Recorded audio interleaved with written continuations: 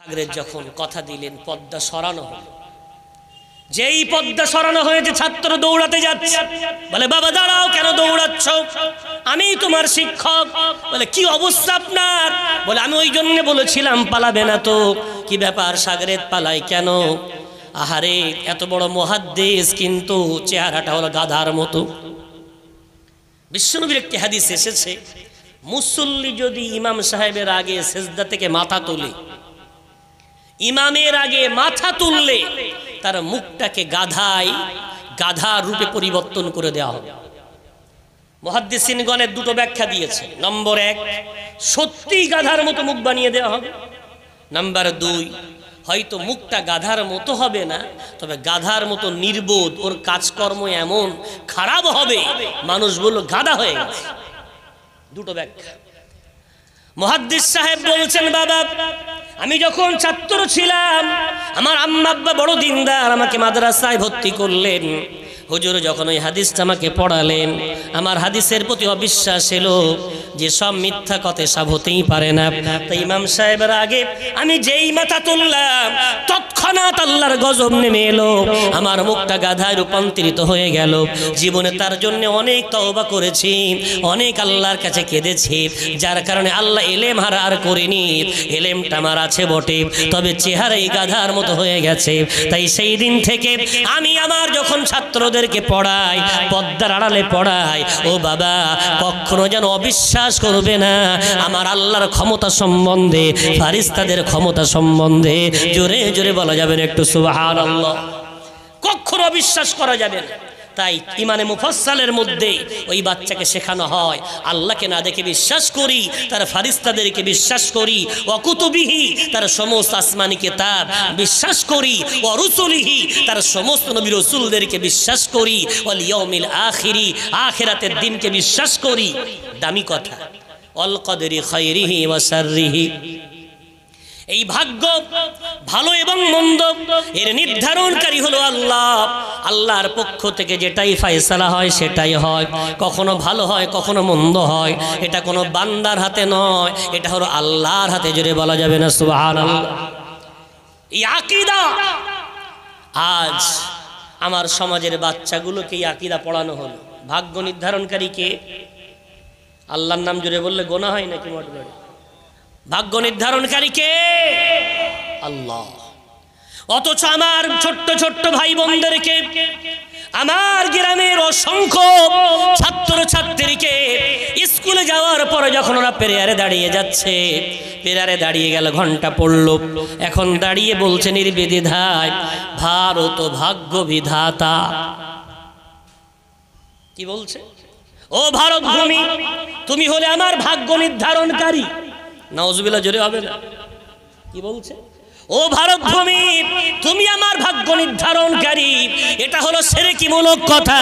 যেই বলবে সেই ঈমান থেকে খারিজ, যেই বলবে সেই মুশরিক। ছোট্ট বাচ্চাটা সকালবেলা মুক্তব থেকে এলো ঈমান ওয়ালা হয়ে, আর সন্ধ্যাবেলায় বাড়ি এলো মুশরিক হয়ে। জোরে বলেন একটু নাউজুবিল্লাহ। কে ভাববে? কে বলবে? নবী দিবস তাবারুক খাওয়ার নাম নয়, নবী দিবস লাইটিং মাইকিং এর নাম নয়, নবী দিবস মেলা দেওয়ার নাম নয়। নবী দিবস বিশ্ব নবী যে জন্য ধরার বুকে এসেছিলেন সেই জিনিসগুলো জানার পরে তার উপরে আমল করার নাম নবী দিবস। একটু জোরে বলা যাবে না? ভাই ভাই, রসম চলছে, রেওয়াজ চলছে, সুরের ফোয়ারা, গল্পের ফোয়ারা, মেলার ফোয়ারা। বিশ্ব নবীকে কষ্ট দেওয়া যায়? এক হাত সেলাই করতে গিয়ে 10 হাত ফেড়ে ফেলছি না তো? ভালোবাসা দেখাতে গিয়ে কষ্ট দিচ্ছি না তো? বিশ্ব নবীকে কষ্ট দিলে কি হয় জানেন? ছোট্ট একটা সূরা, 30 পারা, নাম তার সূরা কাউসার। জানেন না সবাই? ইন্না আ'তাইনাকাল কাউসার ফাসাল্লি লিরাব্বিকা ওয়ানহার ইন্না শানিআকা হুয়াল আবতার। রব্বুল আলামিন বললেন, নবী মুহাম্মদ তুমি আমার এত প্রিয়, এত প্রিয়, তোমার মান তোমার সম্মান এত বেশি। আমি আল্লাহ তোমাকে যা ভালোবাসি কাউকে এত ভালোবাসি না। জোরে বলা যাবে না? কি বলা হলো? ইন্না আ'তাইনাকাল কাউসার, নবী মুহাম্মদ তোমাকে কাউসার দিলাম। সাহাবারা বললেন, ইয়া রাসূলুল্লাহ কাউসার কার নাম? বিষ্ণু বললেন কাউসার হলো জান্নাতের মধ্যে একটা কুয়ার নাম, কূপের নাম, ওই কূপটা হলো কাউসার। আমার আল্লাহ ওই কূপের মালিক আমাকে বানিয়ে দিয়েছেন, জোরে বলা যাবে না। এখন আল্লাহ তো পারতেন ওই কূপের মালিক থাকতে, আল্লাহ তো পারতেন জিবরাইল আমিন, মিকাইল, ইসরাফিল, মালাকুল মউত, অসংখ্য ফারিস্তা তাদেরকে দায়িত্ব দিতে। আল্লাহ তো পারতেন আব্বা আদম নবী থেকে ঈসা রূহুল্লাহ পর্যন্ত কোন নবী রাসূলকে এই মর্যাদা দিতে, কাউকে দিয়েছেন না। না না, কাকে দিলেন? আমাদের রাসূল মুহাম্মদ আরবি সাল্লাল্লাহু আলাইহি ওয়াসাল্লামকে, যদি বলা যাবে ওই নবীকে আল্লাহ ভালোবাসেন। এখন আমরা একটা মশলা জেনে নেব, কাউসার এবং হাউজ একই জিনিস না। কাউসার হলো জান্নাতের মধ্যের কূপের নাম, আর হাউজ হলো জান্নাতের বাইরে কিয়ামতের কঠিন ময়দানে আল্লাহ একটা কূপ বানাবেন, যে কূপটার নাম হলো হাউজ। ওই কাউসারের পানি এই হাউজে আসবে দুটো নালি দিয়ে অথবা দুটো পাইপ দিয়ে। রাসূল কারীম মুসলিম শরীফের হাদিসের মধ্যে বলেছেন, একটা হলো রূপার পাইপ, একটা হলো সোনার পাইপ। ওই কাউসার থেকে হাউজে পানি আসবে। কাউসারের মালিক যেহেতু আমার রাসূল, হাউজের মালিকও আমার রাসূল। একটু জোরে বলা যাবে। রাসূল বললেন, উম্মত শুনে নাও, এই কাউসারের মালিক আমার আল্লাহ আমাকে বানালেন, হাউজের মালিক আমাকে বানালেন। এখন তোমাদের মনে হতে পারে ওই হাউজের পানির এমন দাম এত কেন বেশি? রাসূল বলছেন, জানো নাকি ওই পানি যদি এক ফোঁটা আমার উম্মত পান করে নেয়, তার আর কোনোদিন পিপাসা লাগবে না। এখন তোমাদের মনে হতে পারে এত দামি পানি এত কোটি কোটি উম্মত তারা পান করবে কি করে? রাসূল বলছেন সহিহ হাদিসের মধ্যে, কোনো দুঃখ করো না, আমার কূপটা এত সহজ ছোট কুয়া হবে না। আমার আল্লাহ এই কূপের পরিধি সনা থেকে নিয়ে জেরুজালেম পর্যন্ত এই যে দৈর্ঘ্যতা আছে, এতটা প্রশস্ত এই কূপটাকে আল্লাহ বানিয়ে দেবেন, জোরে জোরে বলা যাবে না। রাসূল বললেন, এই কূপের পানি দুধের চেয়ে বেশি সাদা, মধুর চেয়ে বেশি মিষ্টি।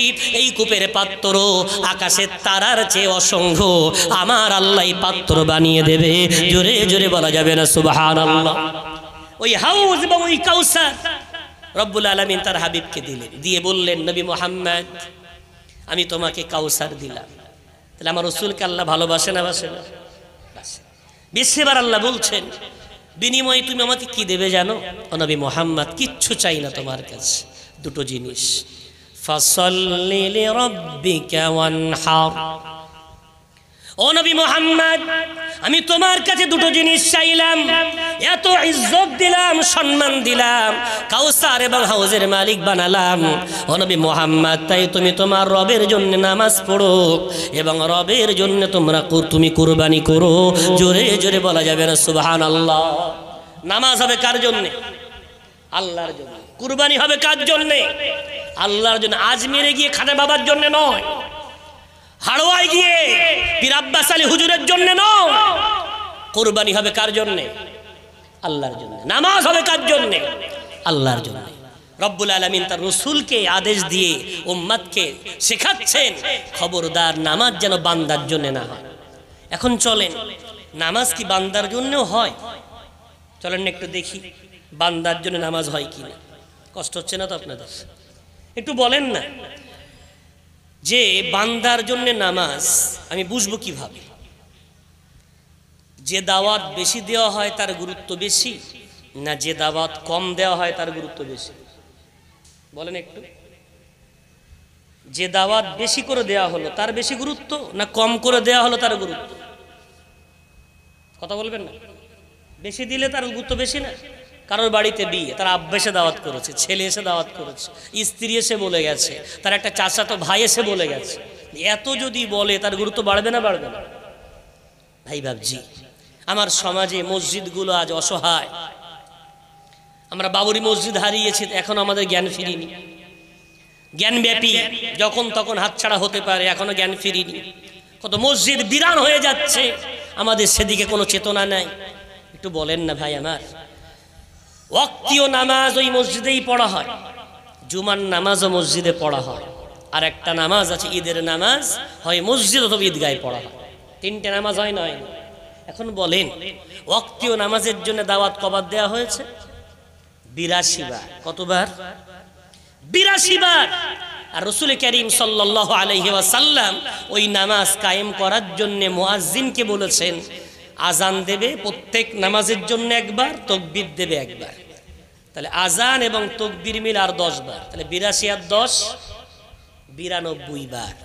আমি জানি না মঠবাড়ি জামে মসজিদের অবস্থা কি, তবে সব জায়গায় একই বলেই বলছি, ওয়াক্তীয় মুসল্লির সংখ্যা 92 বার ডাকা হলো। 200 যদি মানুষ হয়, খুব জোর 40 জন মানুষ ওয়াক্তীয় নামাজ পড়ে। কতজন পড়ে?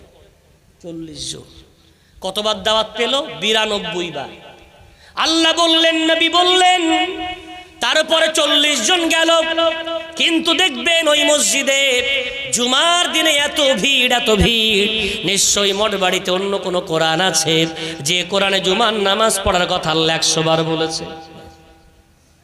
যদি বলেন না একই কোরআন, তাহলে শুনে নেন, রব্বুল আলামিন জুমার নামাজের কথা তার গোটা 30 পারা কোরআনের 114টা সূরার মধ্যে অনলি ফর একটি সূরা 28 পারা 13 পৃষ্ঠা সূরা জুমায় একটিবার বলেছেন, ইযা নুদিয়া লিস-সালাতি মিন ইয়াউমিল জুমুআতি ফাসআউ ইলা যিকরিল্লাহ। জুমার দিন আযান হয়ে যাওয়ার পর আর কোনো দুনিয়ার কাজকর্ম চলবে না, আল্লাহর ইবাদত করার জন্য তোমরা ধাবিত হয়ে যাও। আর বিশ্বনবী এবং সাহাবারা মিলে ওই জুমার নামাজের জন্য 3টা আহ্বান করেছেন। জুমার নামাজের 2টো আজান এবং 1টা তাকবীর। তাহলে কটা হলো? টোটাল 4 বার দাওয়াত। কবার দাওয়াত? 4 বার। অথচ ওয়াক্তীয় মুসল্লির চেয়ে জুমার মুসল্লির সংখ্যা বেশি। বাঙালি তো বিরাট চালাক। যদি বলা হয় জোরে সুবহানাল্লাহ বলেন, তো একদম বিড়বিড় করে বলবেন। আসতে বলেন, জোরে বলবেন। কথা বুঝতে পারছেন? বাঙালি। তাহলে 92 বার দাওয়াত দিলে 40 জন আসে, আর 4 বার দাওয়াত দিলে 100 জন আসে। এবার ওই গ্রামে ঈদগাহ আছে অথবা মসজিদ, ঈদের নামাজ হবে। ঈদের নামাজ গোটা কোরআনে আল্লাহ কবার পড়তে বলেছে? গোটা কোরআনে এক জায়গায়ও নেই। 114টা সূরা তন্ন তন্ন করে খুঁজলে ঈদের নামাজের কথা পাওয়া যাবে না। কোন সূরার মধ্যে আল্লাহ ঈদের নামাজ পড়তে বলেননি। বিশ্বনবী মদিনা এলেন, এসে দেখে মদিনার মানুষেরা ইহুদি খ্রিস্টানদের প্রথা মেনে উৎসব পালন করছে। রাসূল বললেন, ওই উৎসব চলবে না। আল্লাহর তরফ থেকে আমাকে আল্লাহ 2টো উৎসব দিয়েছেন, একটা হলো ঈদুল ফিতর আর একটা হলো ঈদুল আযহা। সুতরাং রাসূল কারীম উৎসব পালন করার জন্য ইবাদতটা শর্ত করে দিলেন। ওই জন্য ঈদের নামাজ পড়া আহনাফের কাছে হলো ওয়াজিব, ইমাম শাফির কাছে সুন্নাতে মুআক্কাদা। ও ভাই বাবজি আমার, ঈদের নামাজ আমাদের জন্য ওয়াজিব। ঈদের নামাজে না কোনো আজান আছে, না কোনো তাকবীর আছে, না কোনো কোরআনের মধ্যে আদেশ দেওয়া হয়েছে। কিন্তু ঈদের মুসল্লির সংখ্যা কম না বেশি? কেমন বেশি? সেল দিলে বাজারে দেখবেন গেট 1 ফ্রি 1, একটা কিনলে একটা ফ্রি। ঈদগার ময়দানে তা না, একটা কিনলে 4টে ফ্রি। বাপ যাচ্ছে বড় ছেলেটাকে ডান হাতে, মেজো ছেলেটাকে বা হাতে, মেয়েটা বলছে আব্বা আমিও যাও, চল তুইও চল। কটা যাচ্ছে? একটার সাথে 3টে, বিনা দাওয়াতে। সংখ্যা দেখতে পাচ্ছে কত চালাক মুসলমান। ভাই বাবজি আমার, এই মুসল্লি যারা জুমার দিনে গেল, ওদেরকে একটু হাত ধরে বলেন, বাবু তুমি যে জুমার নামাজ পড়তে গেলে, ঈদের নামাজ পড়তে গেলে কার জন্যে পড়লে? বলে আল্লাহর জন্যে। তাহলে জুমার নামাজ আল্লাহর জন্যে পড়েছো, জুমার নামাজ কি? ও তখন বললো জুমার নামাজ ফরজ। আচ্ছা জুমার নামাজ ফরজ বলো তুমি গেলে, আসরের নামাজে তুমি গেলে না কেন বাবা? আসরের নামাজটা তাহলে নফল। জুমার দিনে বাড়ি আছে, ড্রাইভার আর গাড়ি চালায় না, রাজমিস্ত্রি জুমার দিনে আর কাজে যায় না, দোকানদার দোকান খোলে না, জুমার দিন মুসলমান ছুটি নিয়েছে। অথচ কি অবস্থা, জুমার নামাজ পড়লো, আসরের নামাজে গেল না। জিজ্ঞাসা করেন বাবু কেন গেলে না? জুমার নামাজ ফরজ, আসরের নামাজটা কি? মাগরিবের নামাজটা কি? এশার নামাজটা কি? তাহলে ওই নামাজ কার জন্য হলো? আল্লাহর জন্য যদি হয়, আল্লাহ হলেন হাইয়ুল লা ইয়ামুত, আল্লাহ তো সর্বদাই জীবিত, তার কখনো মৃত্যু নাই, তিনি চিরঞ্জীব। সেই আল্লাহর জন্য নামাজ যদি জুমা তুমি পড়ে থাকতে, আসরের নামাজটাও তুমি পড়তে, মাগরিবের নামাজটাও তুমি পড়তে, এশাটাও তুমি পড়তে, ওই নামাজটা হলো লোক দেখানো নামাজ। কেন জুমার দিনে না গেলে ছেলেটা বলবে বাপ জুমা পড়ে না, স্ত্রী বলবে স্বামী জুমা পড়ে না, শ্বশুর বলবে জামাই জুমা পড়ে না, লোক বলবে তাই তুমি জুমা পড়ছো। ও ভাই বাপ, যেটা হলো লোক দেখানো নামাজ, এ নামাজ আল্লাহর কাছে কবুল হবে না। নামাজ লোক দেখানো হবে না, নামাজ হবে আল্লাহর জন্য। এরপরে ওই ছোট্ট সূরার শেষ আয়াত। এখন বিশ্ব নবীকে আল্লাহ ভালোবাসেন না বাসেন? বাসেন। কাউসার দিলেন, রাসূল যখন তার জন্য ইবাদত করলেন, আল্লাহর ইবাদত যখন বেশি করে করলেন, এত করলেন, আয়েশা বলছেন পা ফুলে যেত। আমরা বলতাম ইয়া রাসূলুল্লাহ, আপনার তো আগের গুনাহ পরের গুনাহ সব মাপ, এত কষ্ট কেন করেন? রাসূল বলতেন আফালা আকুনু আবদান শাকুরা, আমি কি আল্লাহর কৃতজ্ঞতা স্বীকার করব না যে আল্লাহ আমার আগের গুনাহ পরের গুনাহ মাফ করে দিয়েছেন? একটু যদি বলা যাবে না?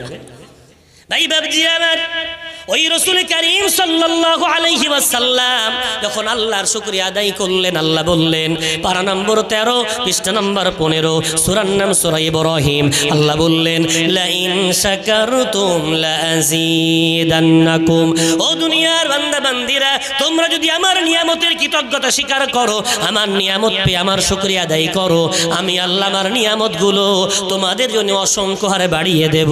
জোরে বলা যাবে না সুবহানাল্লাহ? রাসূল কারীম যখন আল্লাহর প্রশংসা করলেন, আমার আল্লাহ তাকে পুরস্কার স্বরূপ দিলেন কিয়ামতের দিন শাফাআতকারী আমার রাসূল হবেন, গ্যারান্টি। যদি বলা যাবে, কোনো সন্দেহ করা যাবে না, রাসূল কারীম শাফাআতকারী হবেন, এ ব্যাপারে কোনো সন্দেহ পোষণ করা যাবে না। 100% 100% গ্যারান্টি। একটু যদি বলা যাবে না? ভাই বাবজি আমার, সেই রাসূল কারীমকে আল্লাহ এত মান দেওয়ার পর আল্লাহ বলছেন ইন্না শানিআকা হুয়াল আবতার, ও নবী মুহাম্মদ, তোমাকে কেউ কষ্ট দিলে আমি আল্লাহ সহ্য করি না। বিশ্বনবীর এক সন্তান কাসিম রাদিয়াল্লাহু তাআলা আনহু অল্প বয়সে দুনিয়া ছেড়ে চলে গেলেন। বিশ্বনবীর 3-3টে পুত্র সন্তান জন্ম নিয়েছিলেন এবং প্রত্যেকেই অল্প বয়সে চলে গেছেন, কেউ থাকেননি। এখন মানুষ মারা গেলে মানুষ একটু দয়া হয়, মুশরিকদের হৃদয় কত পাষাণ। বিশ্বনবী সন্তান হারিয়ে ফেলেছেন, এমন সময় মুশরিকরা গিয়ে বলছে রে মুহাম্মদ, তুমি তো বলো তুমি নাকি আল্লাহর নবী এবং রাসূল, তুমি নাকি কাউসারের মালিক, তুমি নাকি শাফাতের কান্ডারি, তুমি আল্লাহর যদি সত্যিই নবী হতে, ওই আল্লাহ কেন তোমার ছেলেগুলোকে তুলে কেন তোমাকে নির্বংশ বানিয়ে দিচ্ছে? জোরে বলেন না নাউজুবিল্লাহ। বিশ্বনবীকে যখন মুশরিকরা নির্বংশ বলে গালি দিল, আল্লাহর সহ্য হলো না। আল্লাহ আয়াত নাযিল করে বললেন নবী মুহাম্মদ, ওদের কথাই তুমি কষ্ট পেও না, আমি আল্লাহ কথা দিলাম যারা তোমাকে নির্বংশ বলে গালি দেয়, আমি আল্লাহ ওদেরকে নির্বংশ বানিয়ে দেব, ওদেরকে অস্তিত্ব হারা করে দেব, ওদেরকে পৃথিবীর মানচিত্র থেকে মুছে দেব, কিন্তু তোমার ইজ্জত কেউ কমাতে পারবে না। জোরে জোরে বলা যাবে না? এই বাবজি বলেন, 1500 বছর পেরিয়ে গেছে, বিশ্বনবীর উম্মতের সংখ্যা বেড়েছে না কমেছে? বেড়েছে, বাড়তেই আছে, কিয়ামত পর্যন্ত বাড়তেই থাকবে। কিন্তু সে যুগেও ইসলামের দুশমন ছিল, আজও আছে। কিন্তু কোন দুশমন কি মনে করেছে চলো ইসলামের দুশমন ছিল আবু জেহেল, আবু লাহাব, উতবা, সাইবা, তো আমাদের একটা দেবতার নাম আবু জেহেল বানিয়েছে, একটা দেবতার নাম আবু লাহাব বানিয়েছে, একটা দেবতার নাম উতবা বানায়, স্মরণীয় হয়ে থাক, বানিয়েছে। ওদের নাম নেওয়ার কেউ নেই, অস্তিত্বহীন হয়ে গেছে। অথচ আমার রাসূলের নাম নেওয়ার সংখ্যা পৃথিবীতে আজও আছে, কিয়ামত পর্যন্ত থাকবে। জোরে বলা যাবে না? এখন ওই নবীকে কষ্ট দিলে আল্লাহ সহ্য হয় না, আমরা কষ্ট দিচ্ছি না তো? সাহাবারা বিশ্ব নবীকে কষ্ট দেওয়া তো দূরের কথা, রাসূল কারীমকে এত ভালোবাসতেন। এক সাহাবার নাম যায়েদ ইবনে দাসানা রাদিয়াল্লাহু তাআলা আনহু, নামটা শুনে নেন, নাম হলো যায়েদ, আব্বার নাম হলো দাসানা রাদিয়াল্লাহু তাআলা আনহু। ওই যায়েদ ইবনে দাসানা বিশ্বনবী হাবিবুল্লাহ জনাবে মুহাম্মদুর রাসূলুল্লাহ সাল্লাল্লাহু আলাইহি ওয়াসাল্লাম 10 জন সাহাবাকে কোন একটা কাফেলা একসাথে পাঠিয়েছেন। এখন মুনাফিকেরা চক্রান্ত করে 8 জনকে শহীদ করে দিয়েছে, 2 জন ধরা পড়েছে, তার মধ্যে একজন খুবাইব রাদিয়াল্লাহু আনহু আর একজন যায়েদ ইবনে দাসানা। এই দুজন বদরের প্রান্তরে অনেক মক্কাবাসীকে তলোয়ারের আঘাতে জাহান্নামে পাঠিয়ে দিয়েছিলেন। এখন মুশরিকরা নিয়ত করে রেখেছে এদের দুটোকে ধরতে পারলে যারাই ধরে দেবে তাদেরকে বিরাট মূল্য দেবে। মুনাফিকদের সঙ্গে মুশরিকরা ডিল করছে, যায়েদকে আমাদের কাছে বিক্রয় করো, প্রচুর পয়সা দেব। মুনাফিকরা পয়সার লালসায় যায়েদ ইবনে দাসানাকে তাদের হাতে বিক্রয় করে দিল। কি সিদ্ধান্ত নিল? যায়েদ ইবনে দাসানাকে তারা শুলি দেবে। ভাই বাবজি, শুলি এত ভয়াবহ এক শাস্তি। ফাঁসি দেবেন, 2-1 সেকেন্ড লাফাতে লাফাতে জীবন শেষ। গদ্দান কাটবেন, কিছুক্ষণ, হাফ মিনিট 1 মিনিট একটু তড়পাতে জীবন চলে যাবে। যাবজ্জীবন জেল দেবেন, আত্মীয় স্বজন থেকে দূরে থাকলেও দুটো খেতে পাবে, জেলে জীবনটা চলে যাবে।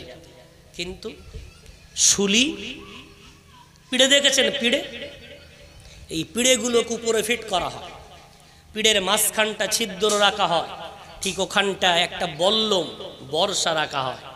বল্লমটা চাকার সাহায্যে উঁচু হয় নিচু হয়, ঠিক ওই ছিদ্র বরাবর কোনো মানুষকে বসানো হতো। তার 2 হাত 2 পা উবু করে বসিয়ে বাঁশ দিয়ে বাঁধা হতো। বেঁধে দিয়ে একটা মানুষের গায়ে কাটা ফোটালে কত কষ্ট হয়, আর গোটা বল্লমটা পায়খানার রাস্তা দিয়ে যাবে, মাথা দিয়ে বার হবে। এটা ছিল সে যুগের সবচেয়ে কষ্টদায়ক শাস্তি। এর নাম হলো শুলি। যায়েদ ইবনে দাসানা রাদিয়াল্লাহু তাআলা আনহুকে শুলি দেওয়া হবে। শুলির পাশে নিয়ে যাওয়ার পর আবু সুফিয়ান যায়েদকে লক্ষ্য করে বলছে, রে যায়েদ, বল না বল, যার জন্য আজকে তোকে শুলি দেওয়া হচ্ছে। ওই মুহাম্মদ যার কারণে আজকে তুই এত কঠিন শাস্তি পাচ্ছিস, ওরে যায়েদ বল না বল, তোর তো ছেলে আছে, তোর তো মেয়ে আছে, তোর তো পরিবার আছে, মা বাপ আছে, তুই তাদের কাছে থাকলে কতই না ভালো হতো। যায়েদ চুপচাপ, কোনো কথা বলে না। এবার বলতে বলতে আবু সুফিয়ান বলে ফেলেছে, ওরে যায়েদ বল না বল, কতই না ভালো হতো আজকে তোর জায়গায় যদি মুহাম্মদকে আমরা শুলি দিতাম আর তুই তোর পরিবারের কাছে ফিরে যেতিস, কতই না ভালো হতো বল, কতই না খুশি হতিস বল। যায়েদ ইবনে দাসানা এত সময় চুপ ছিলেন। এই কথা শোনার পরে আর যায়েদ ইবনে দাসানা চুপ থাকতে পারে না, চিৎকার করে বলে, ওরে আবু সুফিয়ান, জবানে লাগাম দে, অন্যথায় তোর জবান খিচে নেব। শব্দার হয়ে যেমন কথা বলবি না, কান খুলে শুনে নে না, আমি যায়েদ ইবনে দাসানা জীবনে সব সহ্য করতে পারি, আমার নবীর উপরে আঘাত আল্লাহ আমি সহ্য করতে পারি না। তুই তো বললি আমার রাসূলকে তুই শুলি দিবি, কান খুলে শুনে নে না, আমার রাসূলকে তুই যদি পায়ে কাটা ফোটানোর কথা বলিস, আর আমি যায়েদ ইবনে দাসানা আমার পরিবারের কাছে বেঁচে থাকবো, আর আমার নবীর পায়ে কাটা ফুটবে, এতটুকু আমি যায়েদ ইবনে দাসানা বরদাস্ত করতে পারবো না। জোরে জোরে বলা যাবে না। আরে কি ভালোবাসা, কি মোহাব্বত, কি প্রেম, কি ইশক! বিশ্ব নবীর পায়ে কাটা ফুটবে আর বেঁচে থাকবে, সহ্য হবে। এ তো পুরুষ সাহাবা। ওই নারী সাহাবাটার কথা মনে আছে? ঘটনা আপনাদের হয়তো জানা। বনু দিনারের এক নারী ওহদের প্রান্তরে বিশ্বনবীর দাঁত শহীদ হয়েছে, কপালে জখম লেগেছে, এত রক্তক্ষয় হয়েছে, বেহুশ হয়ে গেছেন। ইবলিস শয়তান মানুষ রূপ ধারণ করে ঘোষণা দিয়ে দিয়েছে মুহাম্মদ মারা গেছে। নাউজুবিল্লাহ। বিদ্যুতের গতিতে মৃত্যু সংবাদ চতুর্দিকে ছড়িয়ে পড়েছে। এ খবর মদিনায় পৌঁছে গেছে। বনু দিনার গোত্রের এক মহিলার কানে আওয়াজ পৌঁছে গেছে যে আমার রাসূল ধরার বুকে নাই। উঠোন ঝাড়ু দিচ্ছিল, দৌড়াতে শুরু করেছে। ঝাড়ু ফেলে ঘর থেকে দৌড়ায় ওহদের প্রান্তরে। এক পথিকের সাথে দেখা। ও পথিক ভাই, ওহদ থেকে আসছো নাকি? বলে হ্যাঁ, ওহদ থেকে আসছি। বলে আমার রাসূলের কোনো খবর জানো? পথিক বলছে না গো বোন, বিশ্বনবীর কোনো খবর জানি না, তবে চোখের সামনে দেখলাম তোমার আব্বা রক্তাক্ত অবস্থায় শাহাদাত বরণ করে পড়ে আছে। একটা মেয়ে বাপকে কত ভালোবাসে বলেন তো, অথচ রাসূলের প্রেমিক, এত বিশ্বনবীর পাগল পারা নারী জবান দিয়ে বললেন ইন্না লিল্লাহি ওয়া ইন্না ইলাইহি রাজিউন। বলার পরে বলছো পথিক ভাই, আমি কি আপনার কাছে আমার আব্বার কথা জিজ্ঞাসা করেছি? আবার দৌড় শুরু করেছে। আবার একটু যেতে না যেতে এক পথিকের সাথে দেখা। ও পথিক ভাই, ওহদ থেকে আসছেন নাকি? বলে ওহদ থেকে আসছি। আমার নবীর কোনো খবর জানেন? বলেন এখনো কোনো খবর পাইনি। বলে তবে চোখের সামনে দেখলাম তোমার ভাইটা রক্তাক্ত অবস্থায় শহীদ হয়ে পড়ে আছে। আবার বললেন ইন্না লিল্লাহি ওয়া ইন্না ইলাইহি রাজিউন। বলার পরে বলছে, ও ভাই, আমি কি তোমার কাছে আমার ভাইয়ের কথা জিজ্ঞাসা করেছি? একসাথে দুটো মৃত্যুর সংবাদ শুনলে আমরা পুরুষরাও নার্ভাস হয়ে যাই। নারী হওয়ার পরে ইন্না লিল্লাহ পড়ছেন, কোনো হুহাতাশ নাই, আবার দৌড়ানো শুরু করেছে। আর একজন পথিকের সাথে দেখা। ও পথিক ভাই, বলো না, বলো তোমার কাছে কোনো খবর কি আমার রাসূলের আছে? বলে না, কোনো খবর নাই, তবে চোখের সামনে দেখলাম তোমার কলিজার টুকরা সন্তানটা রক্তাক্ত অবস্থায় শহীদ হয়ে পড়ে আছে। নারী আবার বললেন ইন্না লিল্লাহি ওয়া ইন্না ইলাইহি রাজিউন। পড়ার পরে আবার ধমক দিয়ে বললেন, ভাই, আমি কি তোমার কাছে আমার সন্তানের কথা জিজ্ঞাসা করেছি? বাপ হারালেন, ভাই হারালেন, সন্তান হারালেন, তারপরে কোনো বেদনা নাই। দৌড়াতে দৌড়াতে ওদের প্রান্তরে যখন গেছেন, গিয়ে দেখে সাহাবারা আমার রাসূলকে ঘিরে ধরে চেটাই পুড়িয়ে পুড়িয়ে ছাই দিয়ে রক্ত বন্ধ করার চেষ্টা করছে, মাথায় পানি দিচ্ছেন। হঠাৎ সাহাবারা বলে উঠেছেন আলহামদুলিল্লাহ। মহিলা জিজ্ঞাসা করছে কি খবর? বলে আমার রাসূল ইন্তেকাল করেননি, আমার রাসূলের হুঁশ ফিরে এসেছে। জোরে জোরে বলা যাবে না। ওদের প্রান্তরে দাঁড়িয়ে ওই নারীটা চিৎকার করে আসমানের দিকে আঙুল তুলে চিৎকার করে বললেন, আল্লাহ তুমি সাক্ষ্য থাকো, কুল্লা মুসিবাতিন বাদাকা জালালুন। ও নবী মুহাম্মদ, তুমি থাকার পরে আমি নারী, আমার জীবনের সব কষ্টগুলো ক্ষুদ্র ক্ষুদ্র তুচ্ছ তুচ্ছ। জোরে জোরে বলা যাবে না। নবী আছেন তোমার সব আছে, রাসূল আছেন তোমার সব আছে, যদি বলা যাবে না সুবহানাল্লাহ। অথচ আজ আমার সমাজ রাসূলের দরকার নেই, আমার শয়তান দরকার। রাসূল দরকার নেই, আমার মস্তি দরকার। চলেন না। সাহাবারা তো রাসূলের পায়ে কাটা ফুটুক এটাও চাইতেন না। আমরা এমন করছি না তো যে আমাদের জন্য বিশ্বনবীর চোখে কাটা ফুটছে, কলিজায় কাটা ফুটছে, এমন করছি না তো। ও ভাই বাবজি, রাসূল হাদিসের মধ্যে বললেন, চ্যালেঞ্জ করে বলছি, কোন হাদিসে রাসূল বলেন জলসা দাও আমার চোখ ঠান্ডা হয়ে যাবে? কোন হাদিসে বলেননি নবী দিবস দাও আমার চোখ শীতল হয়ে যাবে। তবে সহিহ হাদিসে রাসূল বলেছেন, ও আমার উম্মাহ, শুনে নাও না, শুনে নাও না, কান খুলে শুনে নাও না, হৃদয়ে গেঁথে নাও না। জুইলাত কুররাতু আইনি ফিস সালাত। নামাজ পড়লে আমি রাসূল কামলিওয়ালা মদিনায় শুয়ে শুয়ে আমার চোখটা ঠান্ডা হয়ে যায়। জোরে জোরে বলা যাবে না। ও আমার উম্মত, নামাজ যদি পড়ো, ভারতবর্ষ থেকে পড়ো, পাকিস্তান থেকে পড়ো, মায়ানমার থেকে পড়ো, বাংলাদেশ থেকে পড়ো, পৃথিবীর যে প্রান্ত থেকেই পড়ো না কেন, নামাজ পড়লে আমি রাসূল আবার চোখটা ঠান্ডা হয়ে যায়, কলিজা আমার ভিজে যায়। জোরে বলা যাবে না। এই মুহূর্তে নবী দিবস আর ফজরের নামাজ পড়লাম না মানে কাটা কোথায় ফোটালাম? কথা বলেন, কোথায় ফোটালাম? পায়ে না রাসূলের চোখে? নামাজ পড়লে রাসূলের চোখ ঠান্ডা হয়, আর নামাজ না পড়লে বিশ্বনবীর চোখটা ব্যথায় ভরে যায়। নাউজুবিল্লাহ। উম্মতের দাবি নামাজ পড়ি না, উম্মতের দাবি নামাজবিহীন ওই উম্মত কখনো রাসূল উম্মত হতে পারে? একজন সাহাবার নাম বলেন আব্দুল্লাহ ইবনে মাসউদ রাদিয়াল্লাহু তাআলা আনহু বলতেন, আমাদের জামানায় নামাজ না পড়লে দুটো ফতোয়া দিতাম। তিনটে না, মাত্র দুটো। কটা? দুটো ফতোয়া। একটা ফতোয়া দিতাম, নামাজ পড়ে না তারা হলো মুনাফিক। কার ফতোয়া? আব্দুল্লাহ ইবনে মাসউদ রাদিয়াল্লাহু আনহু। 2 নম্বর ফতোয়া দিতাম, ও নামাজ পড়তে আসে না মানে এত অসুস্থ, ওর চলার ক্ষমতা নাই, ওঠার ক্ষমতা নাই, তাই ও নামাজে আসে না। এই দুটো ছাড়া তিনটে আমাদের জামানায় ফতোয়া ছিল না। ওই জন্যে মুনাফিকেরাও বিশ্বনবীর জামানায় জামাতে নামাজ আদায় করতে আসতো এই ভয়ে যে আমরা মুনাফিক মানুষ জেনে যাবে, যাতে মানুষ জানতে না পারে। ওই জন্যে মুনাফিকেরাও জামাতে নামাজ পড়তো। অথচ আমার সমাজে নামাজ নাই, তাবারুকের বিরাট জোর। গত বছর খিচুড়ি, এবছর বিরিয়ানি হবে, তারপরে পোলোয়া হবে, তাবারুকের জোর বাড়ে। অথচ বিশ্বনবী কেন এলেন? ও নিয়ে আমাদের কোনো ভাবনা নেই। কে বলবে না, বললে সমস্যা। কথা বলো না হুজুর, জান্নাতে পাঠিয়ে দাও, শুধু কলেমা পড়লে জান্নাত, নারায়ে তাকবীর দিলেই সওয়াব, এটা করলেই সওয়াব।